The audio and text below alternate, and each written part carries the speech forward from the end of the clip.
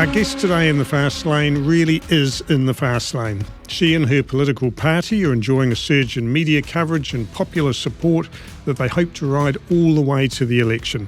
She's gone from relative obscurity to being a potential kingmaker. She's happy to be known as Q, but her name is Qiulae Wong, and she is the leader of the Opportunity Party.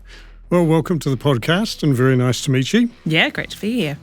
You've really been on the media circuit a lot in recent months, so this is probably starting to feel very comfortable in front of a microphone for you. Getting a bit more used to it. Yeah. Well, I was going to say, are you enjoying it? Do you enjoy that side of it? Yeah, it's been awesome actually. I feel like we get to carry quite a positive and hopeful message this election. So, I think that I do find the conversations energising and hopeful.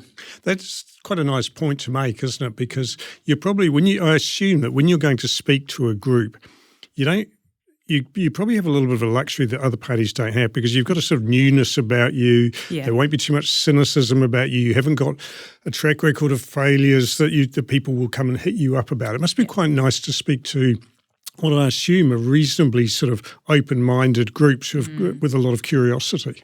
Yeah, I think there's pros and cons to being a small party outside of Parliament. Obviously, it's hard to get out there and it's real chicken and egg with the media coverage and polling and things like that. But yeah, you're right. I think without that political baggage, we can be a bit more blue sky in the stuff that we want to talk about and how we can challenge the status quo. And it feels like New Zealanders are more ready for that now than they've ever been before. Why do you think media is so interested this time around? So it's kind of started with the Seek job ad, I reckon. Yes, yeah. And props to, I don't know if that was intentional from a media perspective or not from the party, but there's certainly been more interest this year than there ever has been. I think we are doing things differently and I look and sound different from former leaders, so they probably noticed that. And obviously that's translating, whether it's the time and the context or the way we're messaging things. We are polling better, we're getting more donations, members, all of that kind of thing. So there is definitely some momentum about it this time, which is exciting. Cool. Well, lots to talk about. First of all, let's just quickly talk about names, if that's okay. So it's the Opportunity Party, not the Opportunities Party. Yep. And you're Qiulae Wong, but you're happy to also be known as Q. Yes. What about TOP? Is TOP still in the mix or is TOP gone? We try not to refer to ourselves as TOP. I appreciate it's still the acronym, so it does still get shortened to that. But we felt like it was important to really go by opportunity because that explains who we are and what we're about. Whereas for people that haven't heard of us or don't know much about us, TOP just doesn't really mean anything. It's interesting, that whole opportunities thing. I was sort of thinking about it and trying not to read too much into it, but is there a suggestion that opportunities, plural, obviously suggest there is a range of opportunities. Opportunities singular. Does it carry the same message? I don't know. I don't know if I'm sort of splitting hairs or if there was I don't think it was that deep. I mean, I do think that there was a bit of a shift in the way that we're talking about the opportunity for New Zealand and that kind of being a really singular focus. It also helps that it's a slightly shorter word than opportunities, which is still very long for a party name and hard to get onto the branding. And I think it kind of rolls off the tongue a bit like National Labour Opportunity as a singular thing. Yeah, fair enough. And in terms of your own name, Qiulae is not particularly hard to say. So I just wonder why is Q something you've always had all your life or? Yeah, it has, I think, started with school. But I actually, so very confusingly, my brother and sister's names also start with Q. And so I copied my older sister who got called Q by her friends because I thought it was really cool. And so, it has been a nickname since then. And I do, I think as I've gotten older, tried to go more by Qiulae. I suppose growing up as someone who's half Chinese, you just want to make it easy and fit in and, Q was a way of doing that. But now it is my nickname. It also helps that it's quite cool. Yeah, right? 007, I get that a lot. Yeah, exactly. Yeah, it could be a lot worse. I don't know what would be a bad single letter to go by, but something like W, maybe not so much, but Q is cool. Now, I happen to know that you got here by train today. You mentioned earlier to me. And being an MTA podcast, we're naturally interested in how people get about and what they drive and that sort of thing. So are you a driver? And if so, of what? I do have a car. We've got a Tesla Model Y that my husband and I share. We lived in London for 9 years, so we didn't have a car at all during that time. But when we moved back in 2022, we had a 18-month-old at the time, and it's just pretty hard to live in New Zealand without a car. So we have it, but we try to use public transport where we can. And getting a Tesla was an environmental choice or a back pocket choice? A bit of both. There was obviously the clean car discount at the time, so that helped with the decision. We were looking at a range of hybrids and electric vehicles. We had initially ruled out Teslas because we thought it would be way too expensive, but it was actually comparable to hybrid cars, and that would mean we could save more on fuel. So we thought it was worth it. And given some of your policies, I assume a big diesel V8 was never really in the equation? Not really. And I've never been, I guess, a big car person in terms of wanting a really grunty engine or anything. It was more practicality for me getting around, and I like having a car that's got good enough boot space for all the kids' stuff, and those are probably my key criteria. Have you sort of got any roadie memories or anything like that? Road trips from your youth and that sort of thing? Or brushes with the law you can share with us? Or nothing too career limiting, I promise? No criminal record or anything. My mum, so we used to go skiing in Queenstown, or we did it a couple of times as a family, and Mum always insisted that we drive from Auckland because we had to see the country and all corners of the country. Auckland to Queenstown? Auckland to Queenstown, yeah, okay. with a full car, 3 kids, all of our gear. We, had cassette tapes. So there's no Spotify at the time. We basically had 2 cassette tapes that we listened to for about 24 hours as we drove the length of the country. So that's quite an enduring road trip memory for me. Yeah. How long would that take? We would usually do it over 2 days, stop somewhere overnight, maybe stay with family in Wellington or something. A couple of times I think we did end up just driving straight through because we were so tired. Like, I don't know, we just wanted to get home, and we'd got that late ferry from Picton to Wellington and then there by midnight. And I would have been, 12, so I wasn't driving, but my mum and my brother, I think, shared the driving. That is through an the epic night. trip. Yeah.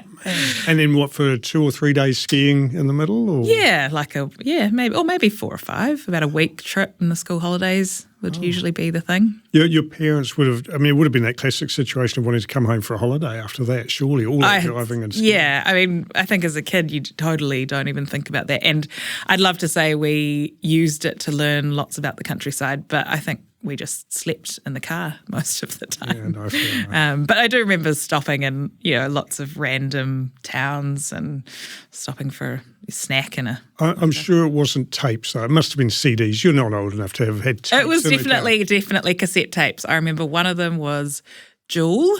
And Qiulae? Yeah. Oh, yeah. Okay, I think it was about the time of, transition to CDs, but right. cars were still very much cassette tapes. And a lot of good memories associated with tapes, actually. I am one of those people that refuses to embrace new technology, so I still have a cassette Walkman that I listen to music on. Wow. And my car obviously doesn't take tapes or even CDs now, which I think is a real bummer. Yeah. Actually, I really hate the fact that you are forced to use Spotify in the car. I don't know what true. Tesla has, but Yeah. I actually find that really annoying. Yeah, actually there is no choice. It's just that. Or I suppose you can put stuff through your phone through Bluetooth. But Yeah, I don't know. Sometimes it feels like a technology takes a step backwards when they go forwards, if you know what I mean. The simplicity of just having CDs in the car, there's a lot to be said for it. Yeah. Anyway, still talking about on the subject of travel, have you had that kind of internal debate with yourself yet about if you get to Parliament and there's a lot of driving and flying associated with it? Now, we had Qiulae Wong in here actually at the start of the year, and we talked about this quite a lot. Because obviously their position is probably even stronger than yours, if I can say that, when it comes to low emission travel and all the rest of it. But feel free to correct me if I'm wrong. And she did acknowledge that she drives and obviously flies quite a lot for the role. And in short, her sort of view of it was you have to work with the system that currently exists to build a better system for the future. Yeah. But have you wrestled with that kind of thing yourself a wee bit? Yeah, a bit. And I do remember a few years back, somebody did a study on the emissions of everyone going to COP. It's like tens of thousands of people flying all around the world to come together to figure out how to reduce emissions. It's quite ironic.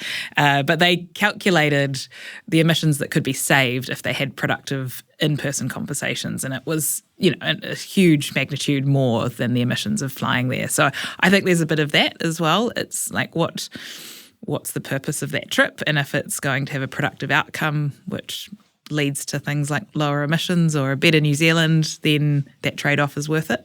Yeah, so you won't sort of feel the need to apologise to yourself every time you get on a plane. I think no. Chloe does a little bit. Yeah, I definitely feel the guilt, and I wish that, an Auckland to Wellington train would be pretty cool. But yeah, I think there's truth in what she said. You've got to work with the system that you've got and make sure that when you make those trips, they're as worth it as possible. Although now that you've shared your story about driving from Auckland to Queenstown for skiing, you've kind of created an expectation you're just going to drive back and forth to Parliament every week or whatever it might be. So, you've kind of opened maybe if we had self-driving cars and I could work and drive at the same time. They're coming, supposedly. Yeah. I don't know when, but supposedly they are. But let's talk about the party and where the party is these days, which is generating a lot of buzz and a lot of interest, which is great. But when I told colleagues that we were going to be talking today, almost invariably the first reaction was, is that Gareth Morgan's party? And he does throw a long shadow, doesn't he? I mean, do you come across that a lot? Yeah, definitely. Less so now. I think when I first started in the role about 7 months ago, and I was new and people hadn't really heard much from the party over the last couple of years, that's the first thing that people reach for. And he was a larger-than-life character, so people obviously remember a few of the comments that he's made and things like that. Yes, actually, on that, for the record, what is your position on cats? We might as well get that out there now. Yeah. Well, we don't have a pet cat. I've had a pet cat before. My husband would love to get one, but I'm just like, we've got a 5 and a 2-year-old, so we're busy enough as it is, but maybe one day.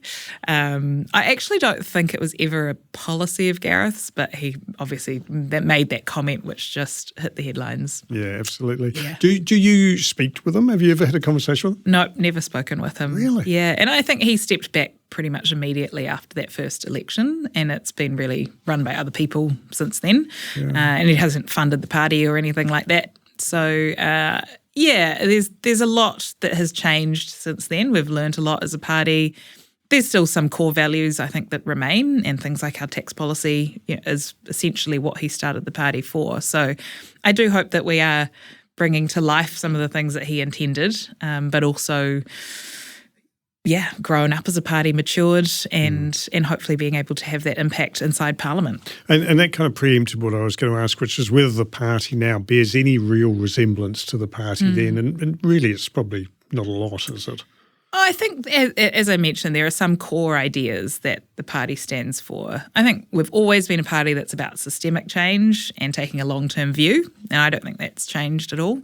And we still have some stalwarts that have been there since the very beginning, and that's actually been one of the coolest parts of joining and as the leader, is getting to know some of those people, because they're pretty incredible. They've campaigned for this party since the very beginning, gone through the ups and downs, the heartbreak of losing 3 times at elections, and they're still here and they're still committed. And I think it's pretty remarkable. Pretty awesome. What about the logo that you guys have, which is the sort of semicircle? Now, I was sort of trying to read into this, and I'm guessing, my read is it's the sun coming up. You got it. All right, great. I can honestly say I did not research that. Good. That was nice. Could equally be a sun going down. I don't think we've put it out there anywhere. Right. I've never talked about it. Yay for me. It actually reminded me, I don't know if your kids or if you were ever into Pokemon, but Ash, the main character in Pokemon, he wears a trucker cap, quite often has a logo almost identical to your logo. Just as an FYI. I don't think you're in any danger copyright-wise, but I mention that. Yeah. But the colour choice, the teal, deliberate? Yep, very deliberate. And it has been part of the party for a while as well, so that's not new. I think they did have, 2020 they started talking about the teal wave with the Opportunity Party, or TOP back then. And it is, it's the blue-green mix. We've seen the rise of the teal independent movement in Australia. It is that political party which stands for pro-business, sort of pro-growth and economy, but also pro-environment. Okay, cool. So let's talk about the party and where you are now heading into the election. And first of all, the 5% threshold has really been the bridge too far for the party today. I don't think we're sort of giving away anything there. How confident are you of crossing it this time? And please don't say we're very confident this far out, because that is the first and biggest hurdle for you, isn't it? It is. But our polling this year is better than it's ever been before. I'm not going to say I'm very confident, but we've reached 6% in the Roy Morgan poll, and we're averaging 3.5 in the others, which tend to rank us a bit lower than the Roy Morgan.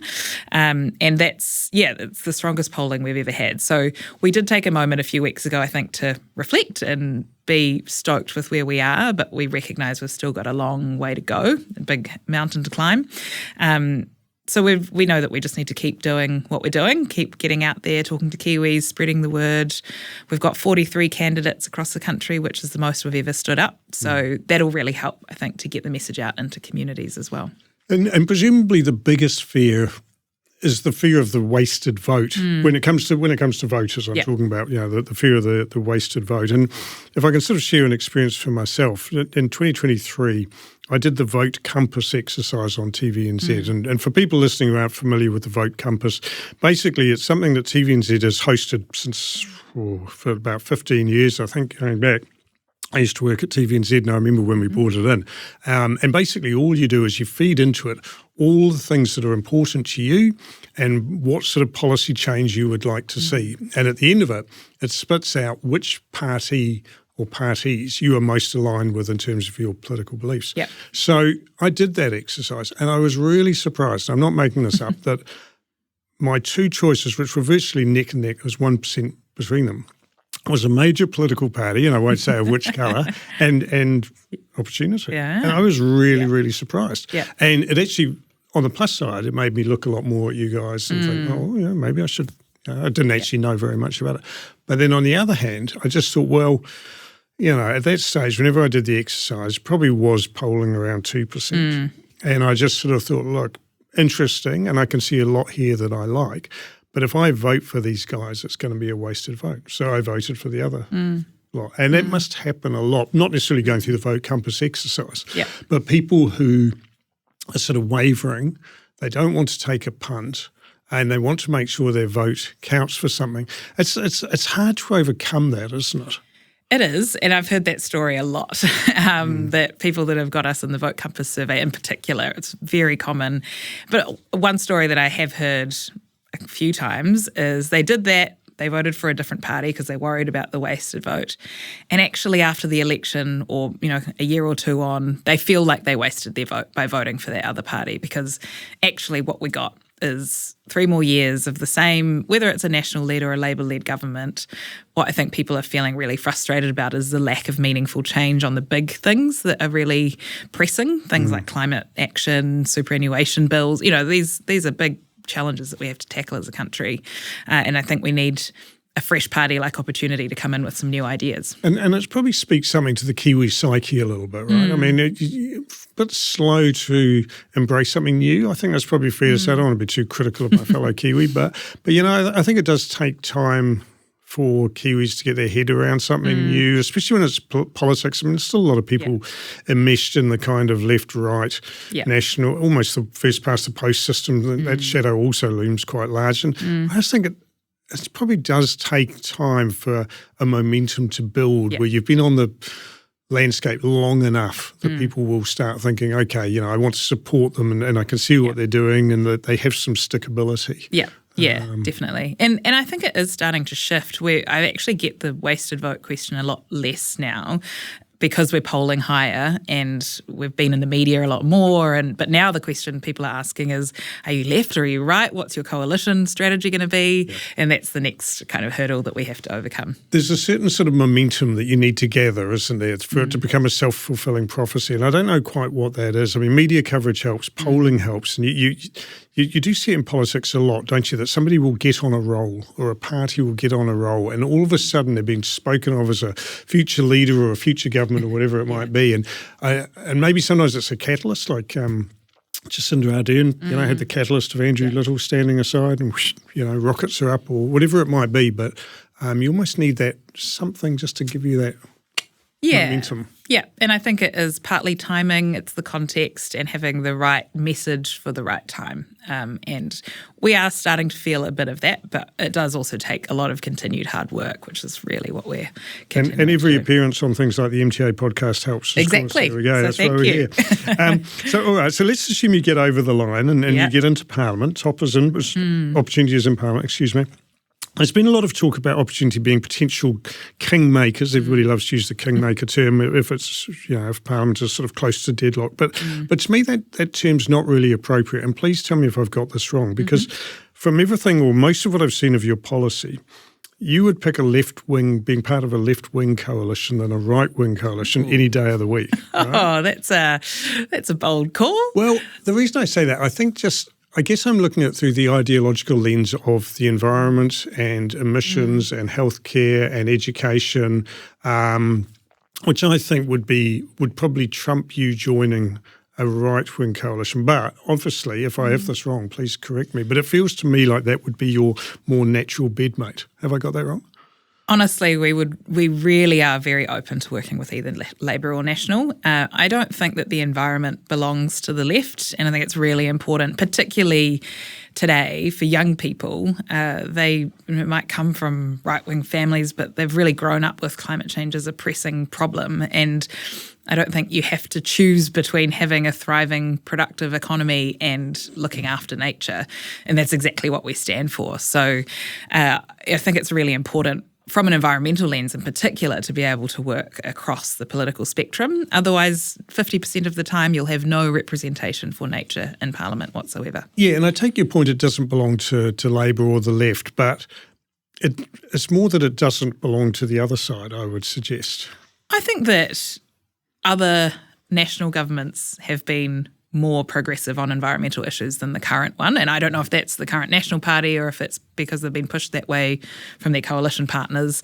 I can't speak to that. But I've been to a National Blue-Green forum back in the day through a previous career, and there were some really progressive thinkers that cared passionately about the environment. So I think that's kind of muddies the left-right thing a bit. I think there's also policies that we stand for.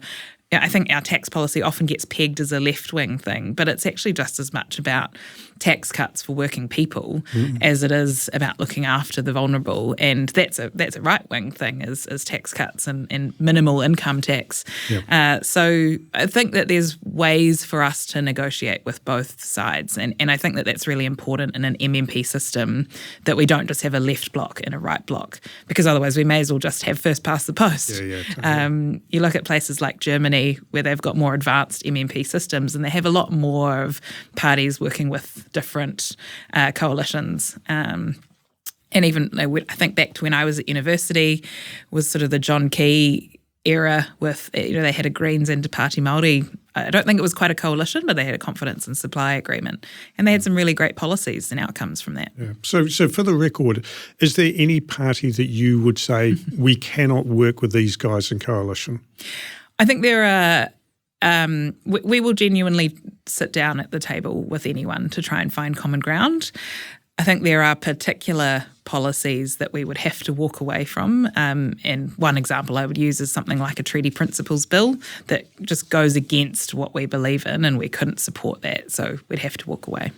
Okay. And have you had sort of conversations? Are you at the point where you can have conversations with the leaders or senior members of any of the parties? Have you sort of sat down with Winston Peters or? We haven't had any formal discussions. I've had the privilege of meeting lots of them at events and being on panels with them, and we have the odd chat, but nothing formal about what coalition agreements would look like. And what is their response to you? I mean, do they genuinely see you as a contender, or is there a little bit of an element of, I don't want to say condescension, but is there an element of, you've got a long way to go before we take you seriously kind of thing?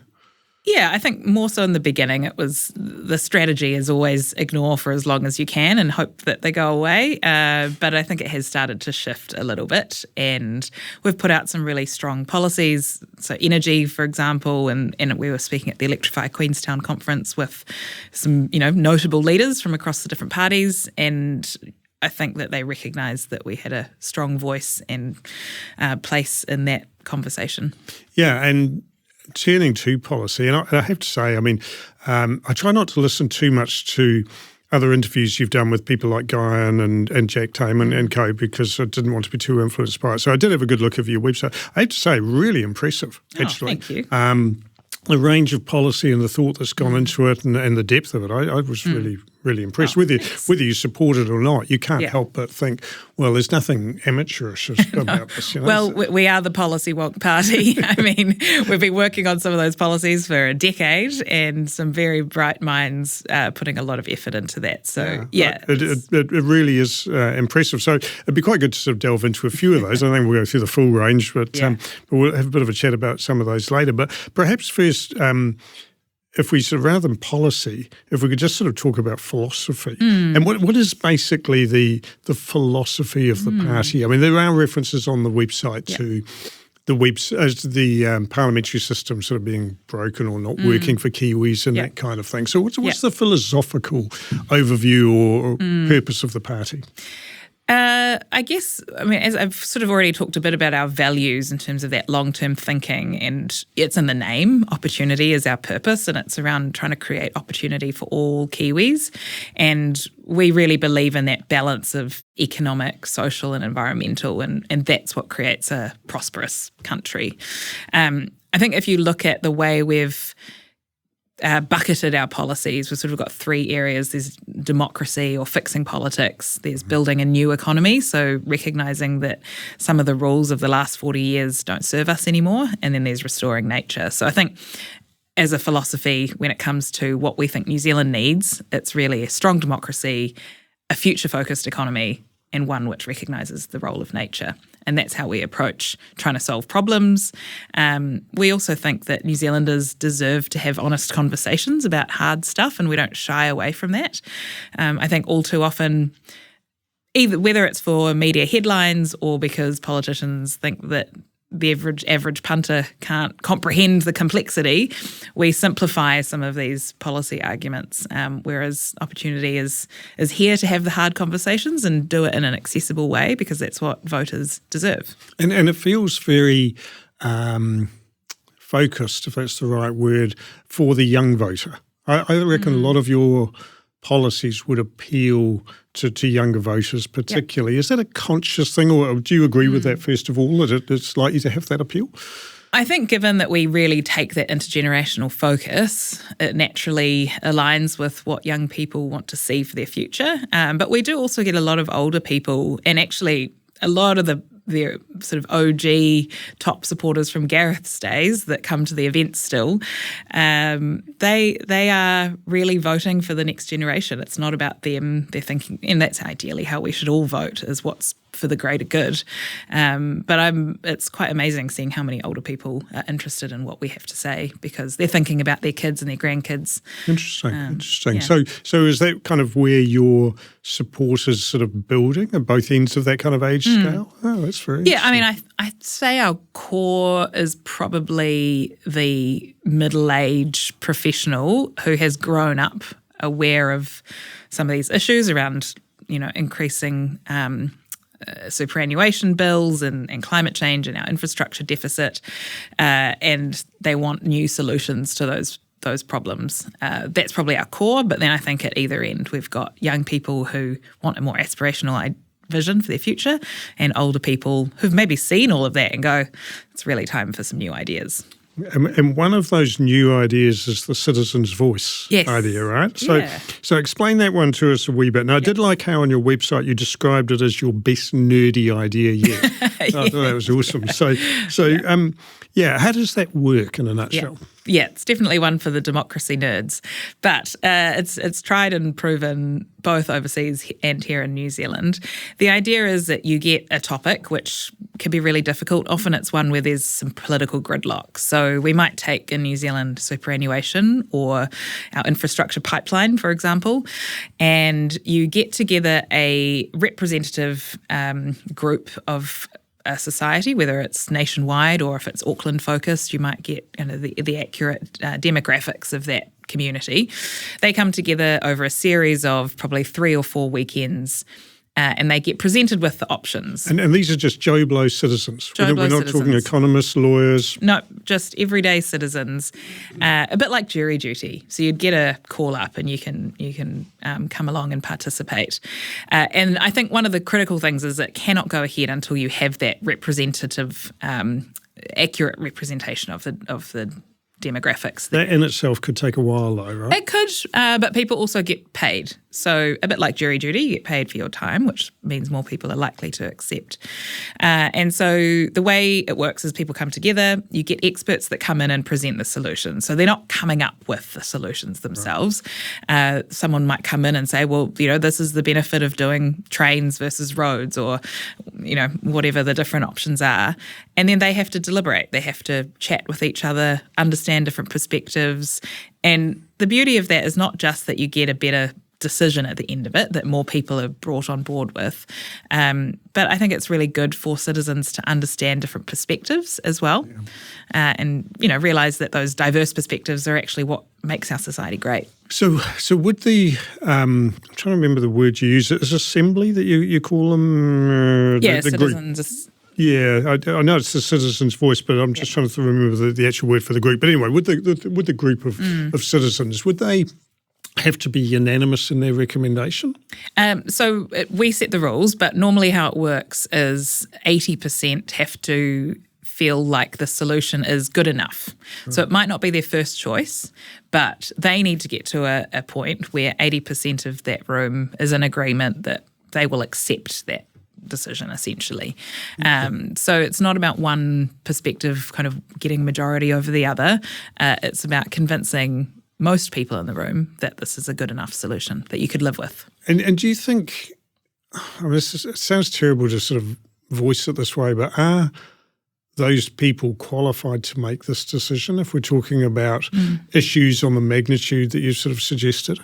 Well, I think that's where the expert evidence and solutions comes in. So they're not coming up with these ideas themselves. They are looking at the options in front of them and looking at the trade-offs, because really, it's very rare that there is a black and white answer to any of these things. We could choose to build and prioritise our money on roads if we wanted to, but that might mean different things for our emissions, for our ability to get around the country affordably. There's different trade-offs that we just have to make. And that's where it's the experience of everyday citizens that matter, to have that conversation and go, well, this is the future that we want to invest in. And do you think they'll be able to put aside their political allegiances so they're not just falling in line with whatever party they happen to vote for? Yeah, I think, and the examples prove that that's the case. So because it's worked overseas, isn't it? Yeah, the most interesting example, I think, is in Ireland, where they had a national citizens' assembly on marriage equality and another one on abortion. And for a country that is predominantly Catholic, those are really difficult conversations, and you can imagine probably quite divided on political lines. But having that open conversation and getting people to really understand different people's perspectives had a really beneficial outcome, not just for being able to reach a decision, but for that sense of social cohesion.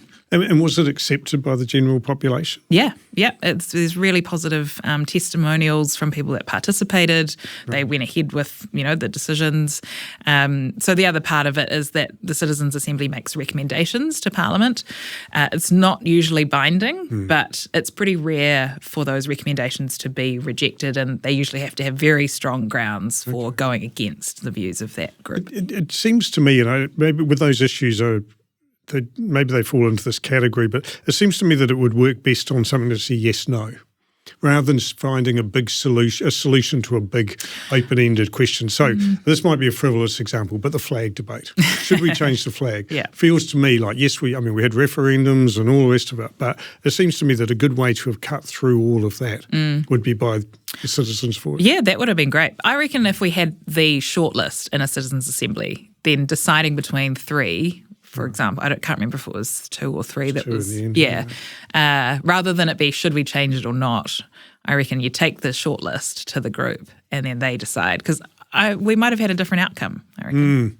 Well, it would have been, I don't know, maybe even the first step could have been at least put, so you're thinking keep the referendum for the first step perhaps of should we change it, and then use the citizens' voices to what option we should pick. I reckon you'd just skip that first bit and go, do we have the existing flag and maybe have then 2 other alternatives.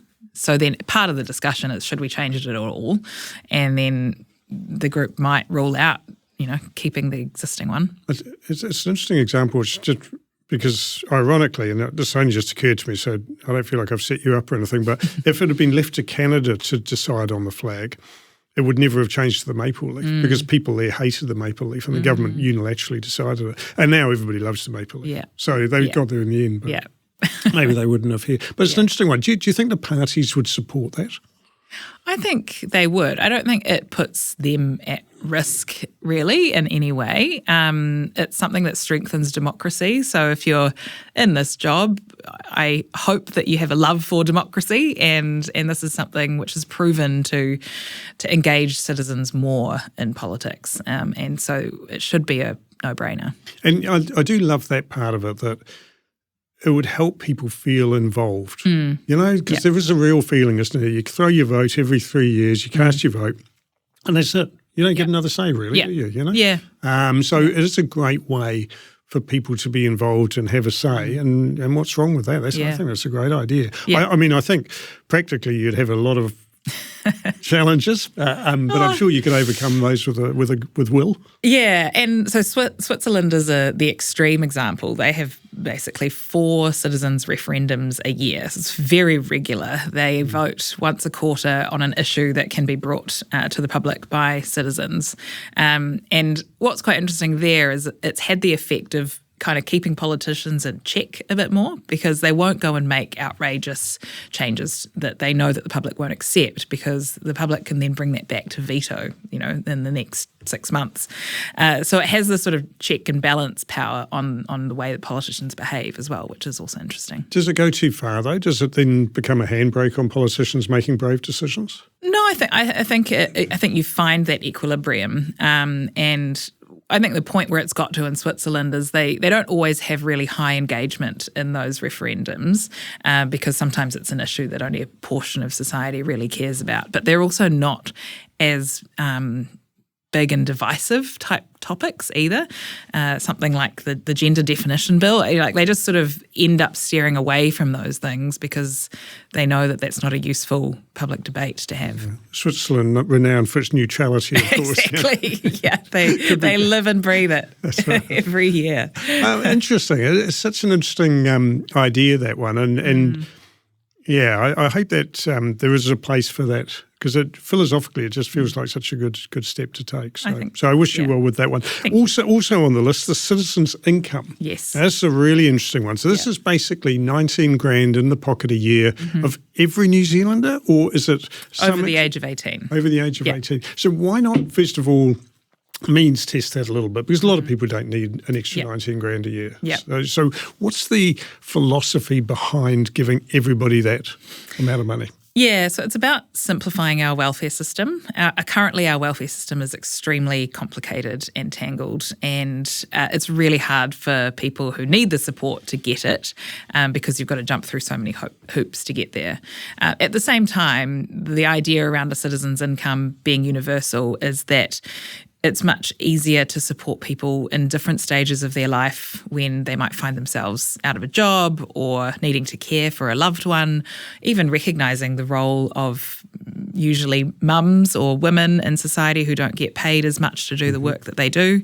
And that savings that you make in bureaucracy are more than the kind of worth it in terms of the benefits that you get for that universality. And yes, there will be some people that might not need it, that receive it. But I think the other thing to remember is this is part of a tax package that we're proposing. So on the other hand, we've got a land value tax.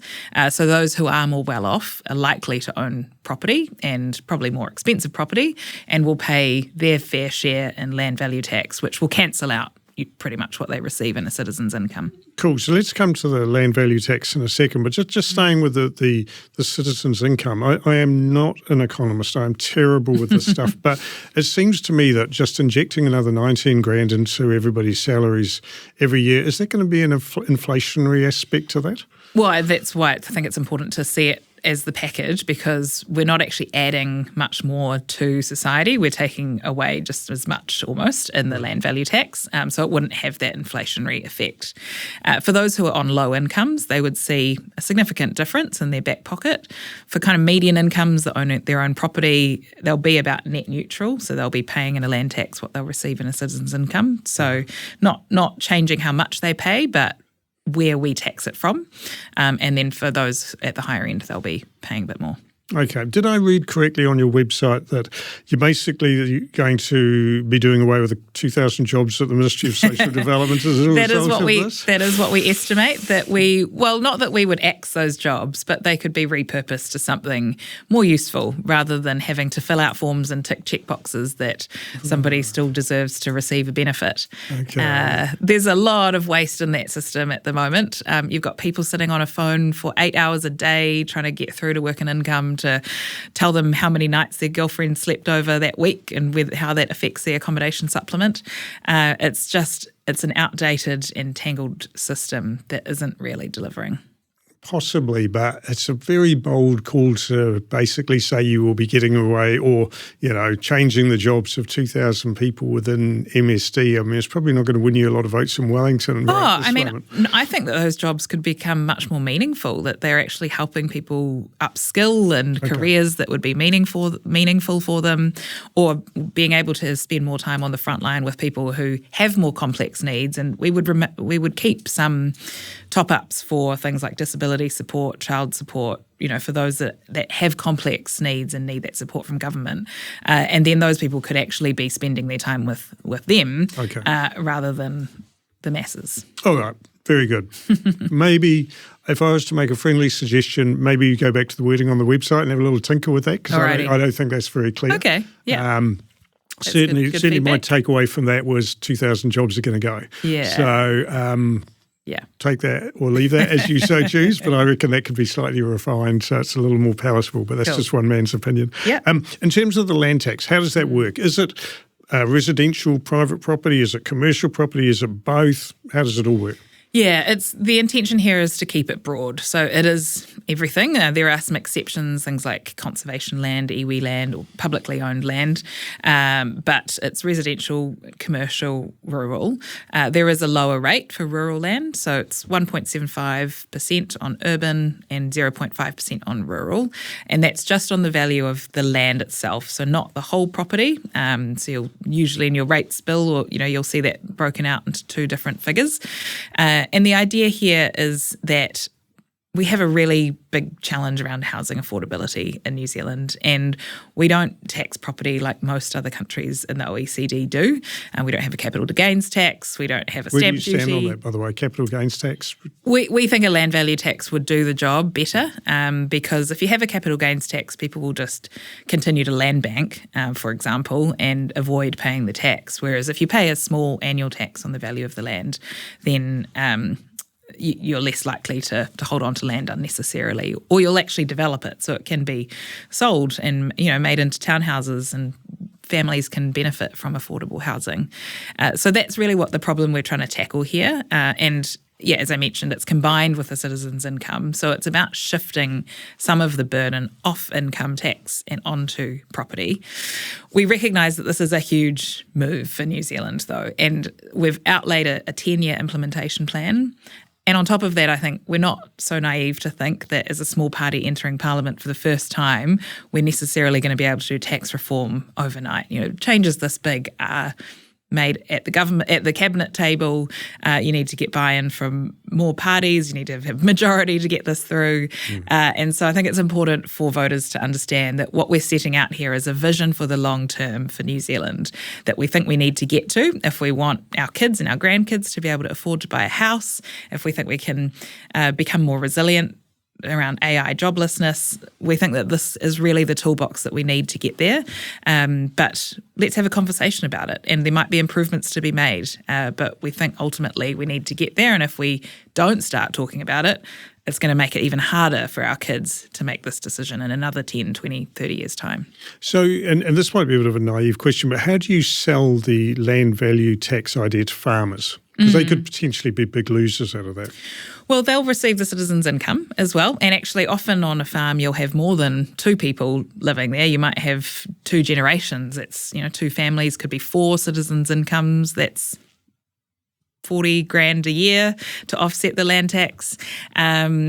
In addition to that, we want to incentivise farmers to turn more of their land into native forests, for example, or wetlands, which would give you a reduction in your tax bill.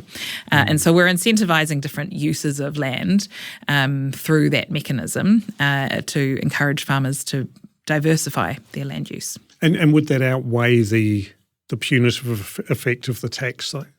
Yeah, we think so. I mean, I think in most cases, farmers would also be better off when you combine the citizens' income and the land value tax. Okay. There are some areas of rural property where the return that they make on that land is already very low, and that's where it's hardest. And that's where we want to really encourage and reward farmers for making more high-value use of that land. And I know it's not simple to do overnight, but I think this is part of a longer-term shift for New Zealand. And what about corporate and private tax rates as well? Any tinkering with those? We have kept them as they are for our tax policy, but we would be open to lowering the corporate tax rate, particularly if that helps with the easing of increase in KiwiSaver contributions. So we do also have a policy around getting to a compulsory KiwiSaver 6+6. Which is very scheme. close to the national policy. It is. Right? It is, yep. And yeah, so supportive of them, and I congratulate them on that announcement. We'd be definitely supporting that through. That whole area of superannuation is just ripe for cross-party accord, isn't it? It just feels ridiculous that we cannot get together and work that one out. Yeah.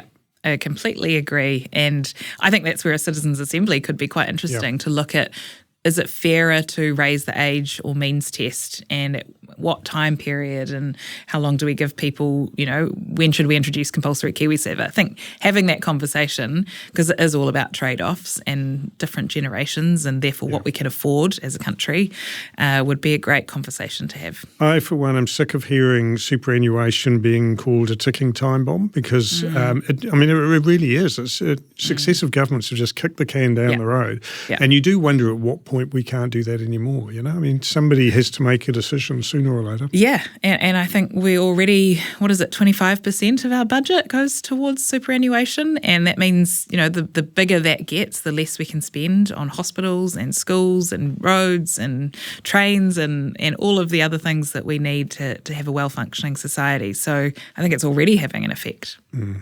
What about emissions and sort of clean air policies? And I guess being MTA podcast and a lot of members listening, particularly through an automotive lens, what are you sort of proposing there? How are you going to get more clean cars in? And equally important, what are you going to do about the high emitting vehicles that may be 20 years old that we have a lot of on our roads? So what are your plans there? And full marks, I should say, first of all, for identifying that building electric business fleets is a big part of the solution because that's smart, basically.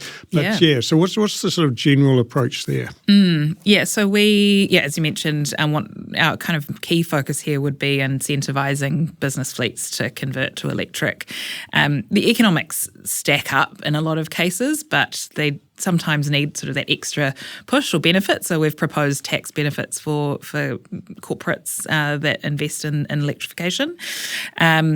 We've not proposed bringing back any subsidies in the short term, and that's purely, really because we do think the economics do stack up now. And with the fuel crisis, homes, everyday families are looking to electrification, whether that's their cars or their homes, en masse, because they can see it so clearly now.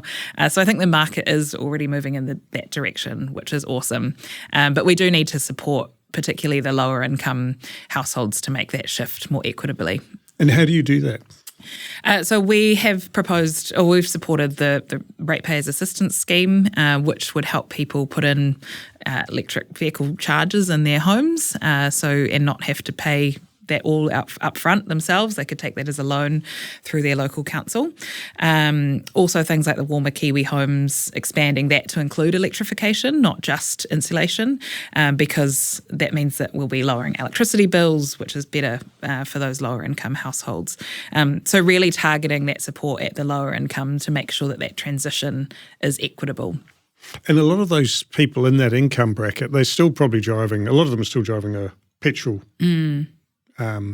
fuel vehicle, an ICE vehicle. And that's, I think a lot of people underestimate the importance of addressing that end as well. I mean, to solve the problem of emissions from the fleet, part of the solution is bringing in zero emission vehicles or low emission vehicles, for sure.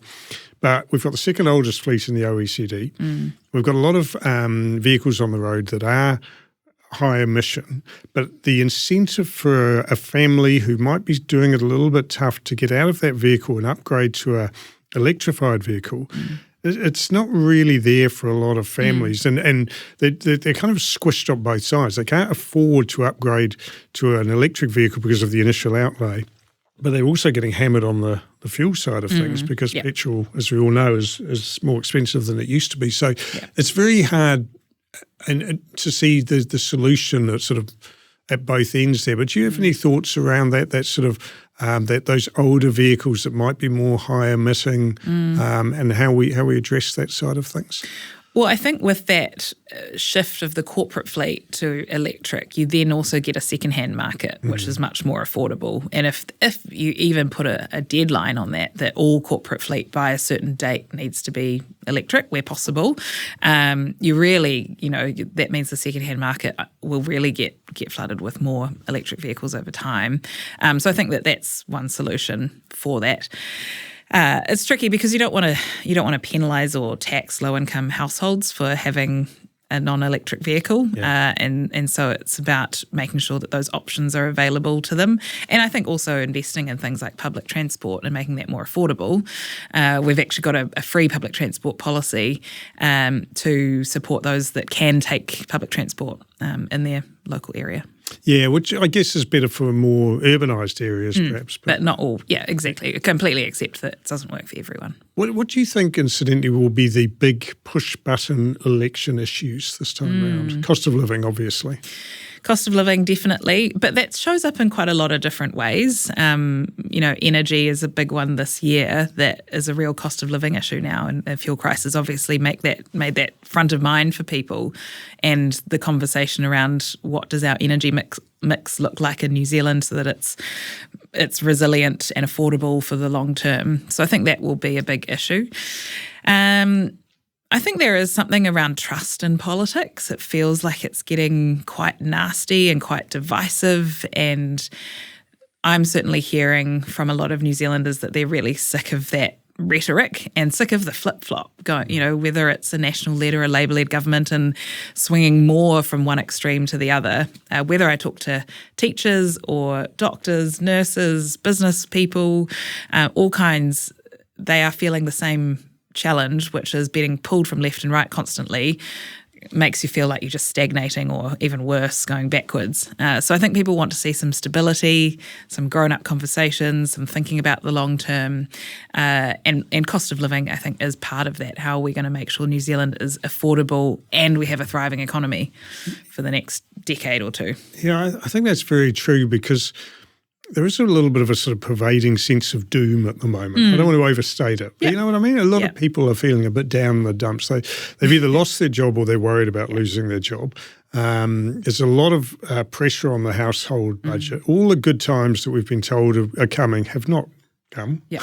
basically, and your house your house value hasn't gone up, your mortgage rate hasn't come down, and the problem is that that's one thing. But if you can see the proverbial light at the end of the tunnel, you can kind of live with it. Yeah. At the moment, it's actually quite hard to see that light, isn't it? Yeah, I think so. And it's really hard to see where most of the political parties want to take New Zealand by 2050. And so that's what we're trying really hard to do, is paint a clear picture of what future we think Aotearoa New Zealand could have if we can come together, bring the different political parties together, set an inspiring vision and a long-term plan.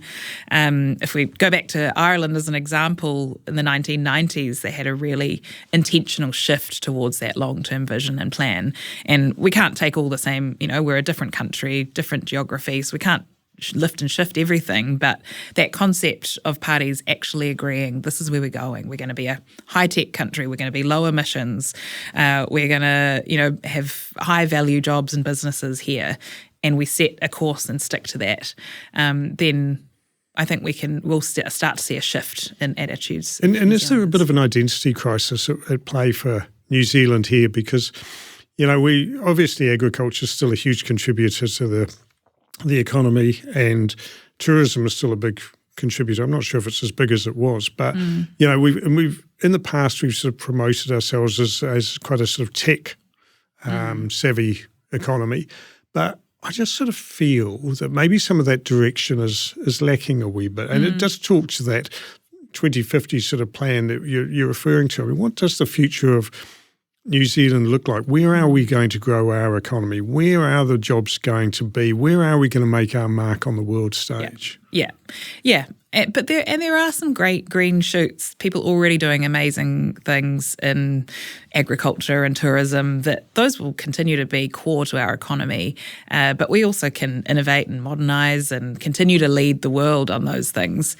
And so I think celebrating the ones who are doing things differently and championing, the success stories is a really important part of that. And also looking to different sectors that we can grow. Gaming is one, for example, that's starting to really take off in New Zealand, and supporting those sectors with more funding, more support, and making sure that they can stay in New Zealand so that we can create those jobs here is a really important role for the government to play, I think. What I find interesting is that so far, and there's plenty of time for this to change, but I don't really feel health and education, which are traditional massive election year issues, I don't really feel they're so big this time around, and I don't know why particularly.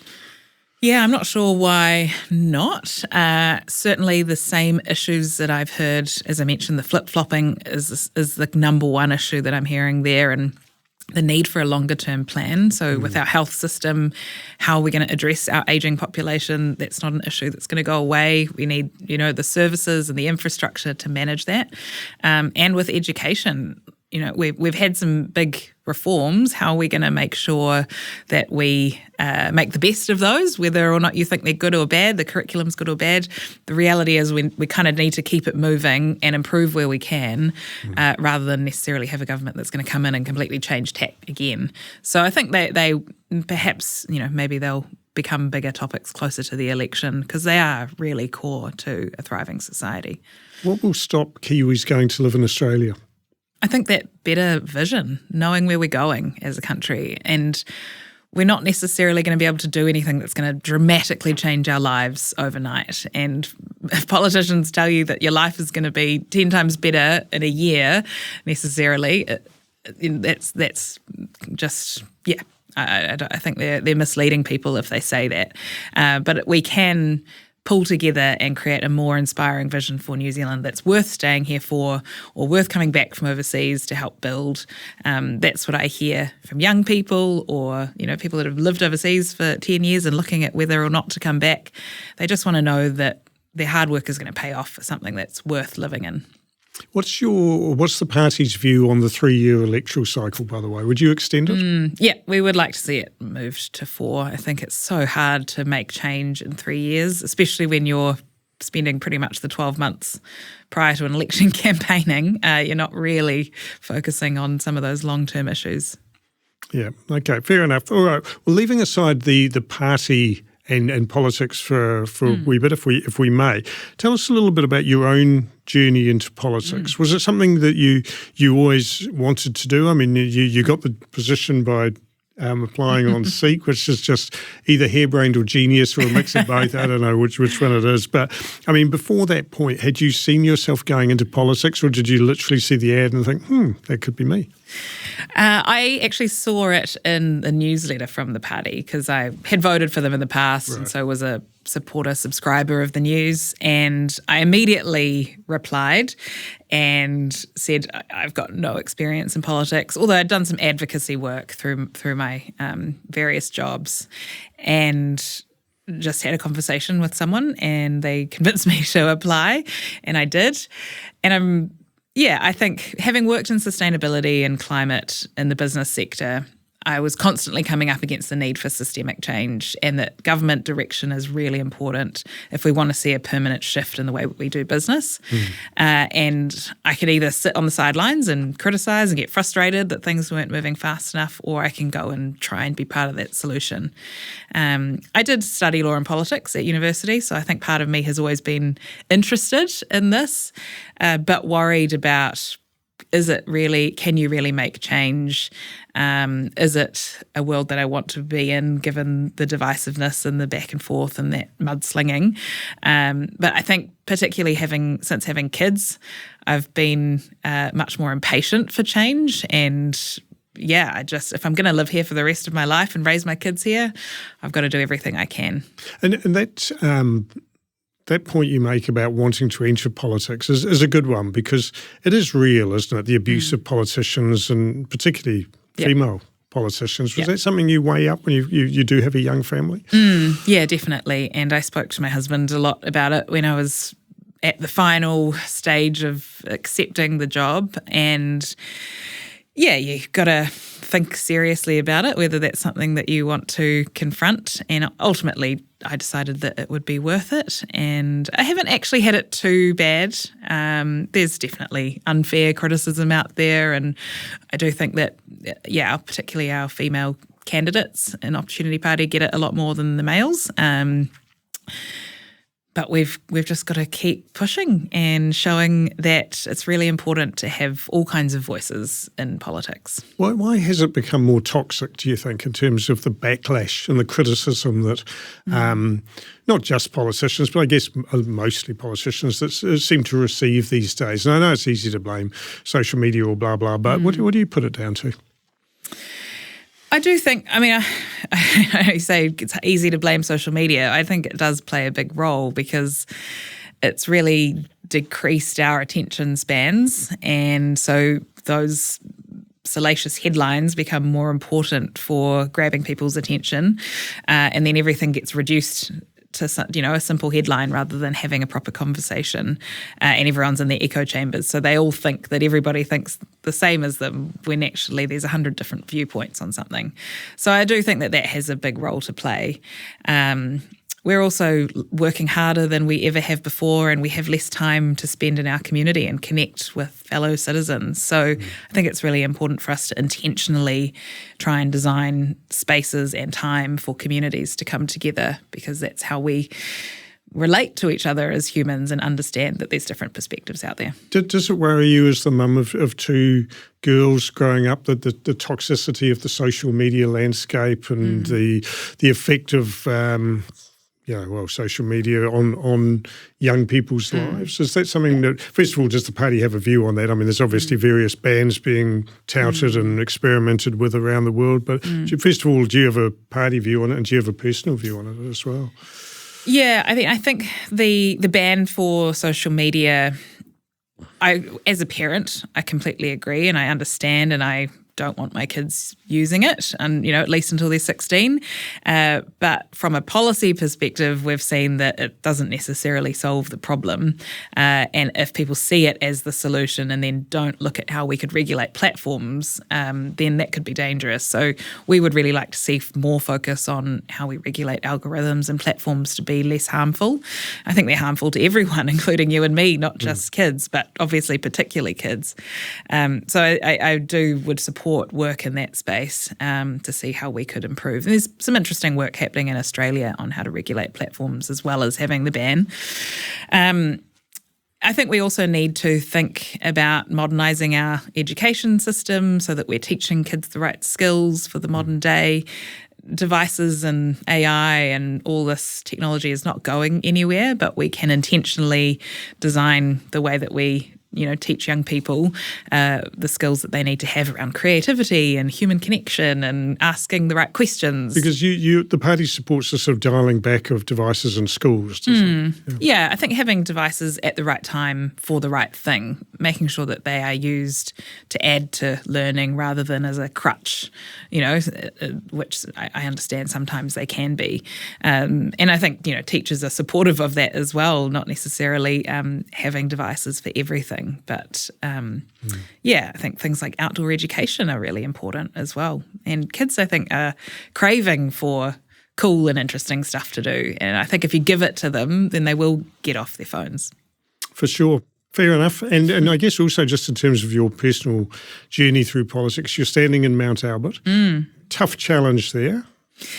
Yep, but we think it's winnable. We're going for it. It's my home. That's where I live, and it's, I think, a community that really represents the future of New Zealand. It's a very diverse electorate, and there's a lot of young people who are impatient for change and want to see a more ambitious vision for the country. So I think it's a great place to have opportunity win its first seat and potentially change the trajectory of politics in New Zealand.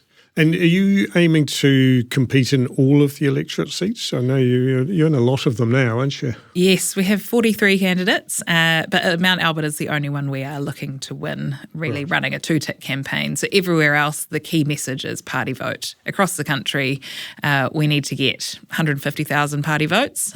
So if you're in any other electorate other than Mount Albert and you can only give us one vote, make it your party vote. You are going to be incredibly busy in the next few months, but especially September, October, you are just going to be flat out. Yeah. Well, it's been absolutely fascinating talking to you. I've really enjoyed it. I thank you very much indeed for coming in and giving us the chance to learn a little bit more about yourself and the party. And thank you. I wish you all the very best for the upcoming months. I'm sure everybody will be taking an interest in how you and the party perform and seeing what shakes down on election night. It should be a fascinating contest. Yeah. So thank you very much indeed for your time. Kia ora, thank you. Well, I hope you enjoyed that as much as I did. That was a really fascinating chat. If you haven't heard our previous episodes, please do check them out on your favourite channel. And while you're there, remember to follow us for future episodes of In the Fast Lane. Thank you very much for joining me, and I hope you'll do so again soon.